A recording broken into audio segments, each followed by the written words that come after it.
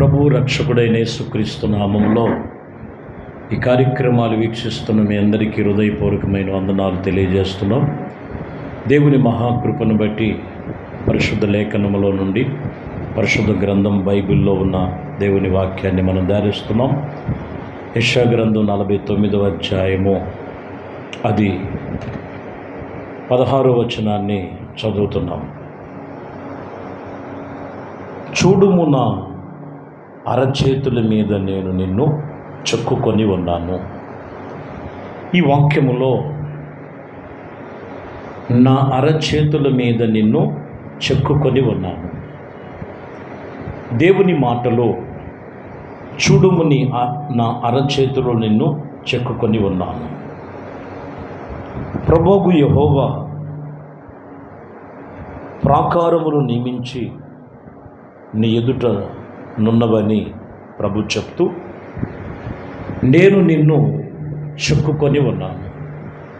ప్రతి ఒక్కరు మనము ఆయన చేతిలో ఉన్నాం. మనము ఆయన చేతిలో ఉండాలి. ఆయన నిన్ను చెక్కుకొని ఉన్నారు. సామెతల గ్రంథములో 8వ అధ్యాయము 30వ వచనములో, నేను ఆయన యొద్ద ప్రధాన శిల్పినై అనుదినము సంతోషించుచు నిత్యము ఆయన సన్నిధిని ఆనందించుచున్నట్లును. ఇక్కడ గమనిస్తే యేసుక్రీస్తు ఏమై ఉన్నారంటే ఆయన ప్రధాన శిల్పి అయి ఉన్నారు. ప్రధాన శిల్పి అయి ఆయన చేతిలో ప్రతి ఒక్కరిని చెక్కుకొని ఉన్నారు.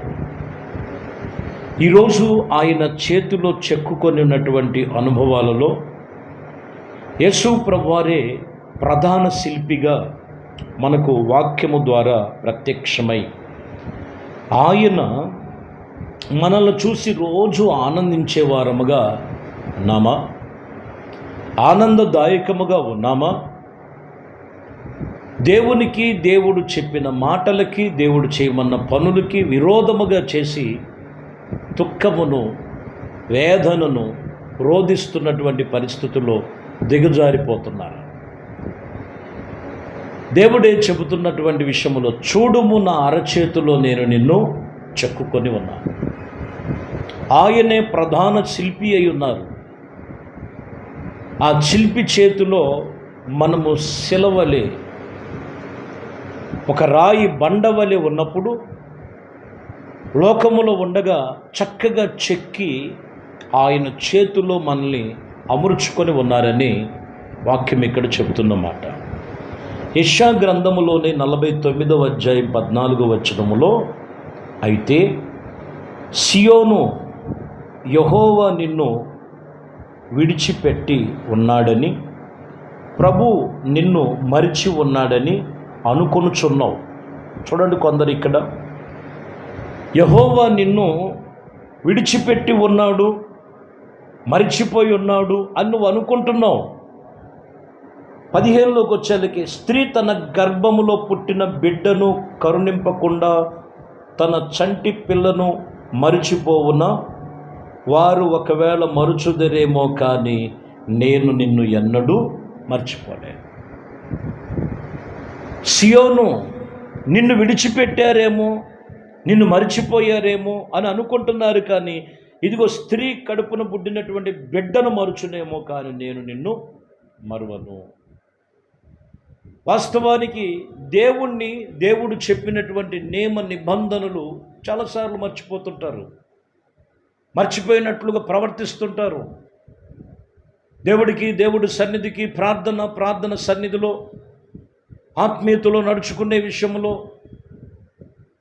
అరే ఈరోజు ఆదివారం అనే కూడా కొంతమంది వాళ్ళకు గుర్తు లేకుండా ప్రవర్తించే వాళ్ళు కూడా ఉన్నారు. అరే ఈరోజు ఉపవాస దినం పెట్టారు, ప్రార్థన, అరే ప్రార్థనలో దేవుని సన్నిధిలో మర్చిపోయే స్థితి. అసలు నేను ప్రభువుని నమ్ముకున్నాను, రక్షణ పొందుకున్న, బాప్టిజం పొందుకున్న స్థితి కూడా కొంతమందికి జ్ఞాపకం ఉండదు. వాళ్ళు చేసేటువంటి క్రియలు అలా ఉంటాయి. ఒకవేళ నువ్వు మరుచునేమో కానీ నేను నిన్ను మరవను, నేను నిన్ను నా అరచేతిలో చెక్కుకొని ఉన్నానంటాడు. ఆయన నిన్ను ఎన్నడూ మర్చిపోయే దేవుడు కాదు.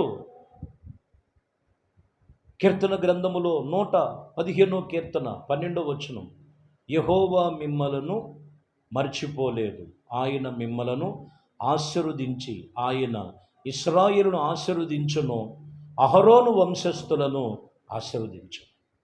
ఆయన ఎప్పుడు మర్చిపోలా. ఆయన జ్ఞాపకాలలో ఉన్నారు.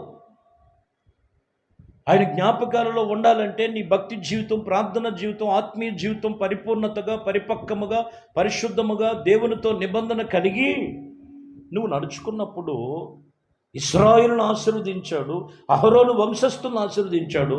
ఆయన వెంబడిస్తున్న నిన్ను ఆశీర్వదిస్తాడు. ఆయన చెప్పినది నడుచుకునే విషయంలో నిన్ను ఆశీర్వదించగలిగిన సమర్థుడు, శక్తి కలిగిన దేవుడు ఆయన. ఆయనతో, నీతో, నీవు ఆయనతో ఒక నిబంధన ఉంది. అది మర్చిపోయేవేమో, గుర్తుంచుకో. కీర్తన గ్రంథములో 137 కీర్తన 5వ వచనం, యెరూషలేమా నేను నిన్ను మరిచిన ఎడల నా కుడి చెయ్యి తాను నేర్పరిని మరుచుననుకొనెను. చూస్తాగా, కుడి చేతితో చేసిన ఆ పని మర్చిపోయిన వాడిని అవుతా. యెరూషలేమా, సంగమా, నేను నిన్ను మర్చిపోను. నేను మర్చిపోయినట్లయితే నా కుడి చేయి యొక్క నేర్పరిని నేను మర్చిపోయిన వాడిని అవుతాను. ఆయన ఎన్నడూ మర్చిపోయే దేవుడు కాదండి.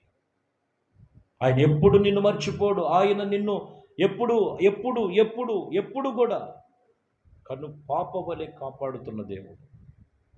దేవుణ్ణి ఎక్కడ మర్చిపోతున్నావు? దేవుణ్ణి ఎక్కడ విడిచిపెట్టావు? దేవునికి ఎక్కడ దూరానున్నావు? దేవునికి ఎక్కడ విరోధముగా చేస్తున్నావు? దేవుని కాదని, వాక్యము కాదని, పరిశుద్ధత కాదని ఎక్కడ పడిపోయి ఉన్నావు?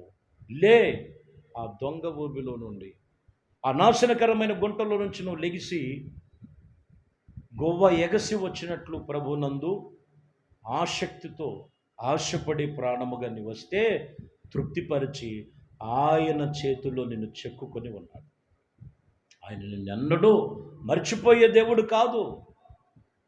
యెషయా గ్రంథము 44:21 మీరు చదివితే, యాకోబు, ఇశ్రాయేలీలు వీటిని జ్ఞాపకము చేసుకొనుము, నీవు నా సేవకుడవు, నేను నిన్ను నిర్మించితిని, ఇశ్రాయేలీలు నీవు నాకు సేవకుడుగా ఉండు, నేను నిన్ను మర్చిపోజాలను. ఓ క్రైస్తవ సమాజమా, దేవుని సన్నిధిలో మాటలు విను, జ్ఞాన వివేకముగా నువ్వు నడుచుకో. ఆయన అప్పగించినటువంటి ఆత్మీయ జీవితాన్ని చాలా జాగ్రత్తగా నువ్వు కాపాడుకోగలిగితే నేను నిన్ను మర్చిపోజాలను. ఎక్కడ మర్చిపోడు. భక్తిని మర్చిపోయి, విశ్వాసాన్ని మర్చిపోయి, ప్రార్థన మర్చిపోయి, సంఘాన్ని మర్చిపోయి, సేవకులను దూషించి, అంచి దినములలో అపాయకరమైన కాలములు ఒకటి వస్తున్నాయి. మనుషులు స్వార్థప్రియులు, బింకములాడువారు, సజ్జన దేశులు, కోరులు, గర్వాంధులు, దేవుని కంటే సుఖానుభవాన్ని ఎక్కువగా ప్రేమించువారు, పైకి భక్తి గలవారుగా కనిపిస్తూ దేవుని శక్తిని పొందుకోలేని వారై సేవకులను దూషించి, సంఘాన్ని దూషించి, ఆత్మీయతను దూరపరుచుకొని దేవుని మరచిపోయేవారులారా, యోచించండి, యోచించండి. ఆయన అరచేతుల్లో నిన్ను చెక్కి ఉన్నాడు. ఆయన నిన్ను ఎన్నడూ మర్చిపోలేదు, మర్చిపోయే జాలేవాడు కాదాయన. కాబట్టి ఎక్కడ నువ్వు ఆయనకి దూరముగా ఉన్నావు, ఏ విషయములో దూరమై ఉన్నావు, ఏ విషయములో మర్చిపోయావో ఒక్కసారి జ్ఞాపకం చేసుకొని దేవుని సన్నిధిలో ప్రార్థనలో ఏకీభించండి. ప్రార్థన చేద్దాం. మహాపరిశుద్ధుడా, ప్రేమ కలిగిన తండ్రి, దయగలిగిన మా ప్రభువా, విశేషమైన పరిశుద్ధ నామమును బట్టి మీకు స్తోత్రాలు చెల్లిస్తూ, నీ కృప, దయ, సంకల్పమును బట్టి చూడుమున్న అరచేతులు చెక్కుకొని ఉన్నాం అయ్యా. మేము మీ చేతులు చెక్కబడిన వారముగా, మీరు సన్నిధిలో ఏర్పరచబడిన వారముగా, మీ జ్ఞాపకాలలో నిలిచేవారముగా, ఈ సన్నిధిలో జాగ్రత్తగా నడుచుకునేవారుగా ప్రతి ఒక్కరిని మీ చేతులు ఎక్కడ మర్చిపోయారు, ఎక్కడ ప్రార్థన మర్చిపోయారు, సంఘాన్ని మర్చిపోతున్నారు.